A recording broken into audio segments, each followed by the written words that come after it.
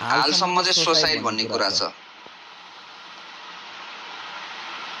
सोसाइट हैन, त्यही ठाउँमा एउटा केटी मान्छे भएको भए जुनसुकै देशमा होस् हैन, केस हालोस् नहालोस् आफ्नै ठाउँमा छ हैन,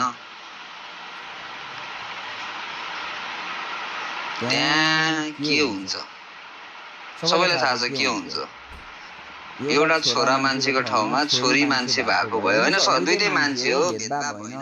तर मलाई चाहिँ यो कुरामा त्यस्तो भेदभाव भयो जस्तो लाग्छ के। एउटा कुरा चाहिँ तिमीहरूले हैन सुन्ने नै भयो, लास्ट टाइम हाम्रो 14 सर्टको कुरा पनि त्यही हो, भन्ने नै भयो केटीको उसमा हैन उस भयो नि त, सुसाइड गर्यो नि त भाइले हैन। अहिले पनि त्यस्तै कुरा छ कि कुरा चाहिँ कुरा त्यस्तै छ, तर म स्योर छैन है। अनि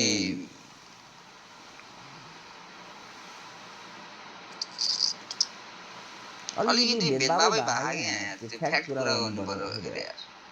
तिमीहरूले हैन एक वर्षमा कतिवटा सुसाइड न्यूज सुन्छौ है। सुसाइड न्यूज के, सुसाइड न्यूज अब डिप्रेसन होस् या लभ लाइफ होस् या दुनिया दिवान जेसुकै होस् हैन, 100 मा कतिवटा केटी भेट्छौ? 100 जना सुसाइड भेटेछौ भने त्यहाँ कतिजना केटी भेट्छौ? नढाकिकन भनेको 95% भन्दा बढी चाहिँ केटा मान्छे नै हुन्छ के। किन?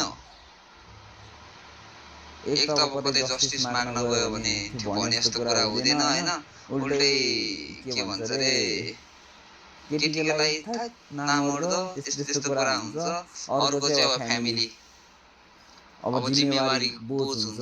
नेपालमा मुजी न इन्कम सोर्स केही छ न के छ हैन, कसरी कमाम कसरी फ्यामिलीलाई खुसी बनाम भन्ने हुन्छ मान्छेलाई नै। डिप्रेस हुन्छ केटाहरू, स्पेशली यङ एजको केटाहरू भाइहरू हैन, भाइहरू नै हो, सानो भर्खरको केटाहरू नै हो, यो लभमै फस्ने डिप्रेसन हुने हैन, पैसा चाहिने या पैसा कमाउने एकदम सानो उमेरबाट उस हुन्छ नि त, यस्तो हुन्छ हैन। त्यही भएर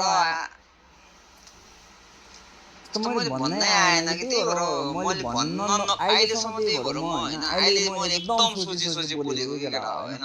यस्तो सोची बोल्दा पनि मैले अलि जे पाइदिए नै बोलिरहेको छु हैन। अनि तिमीहरूले भन्छ यार रिजन चाहियो।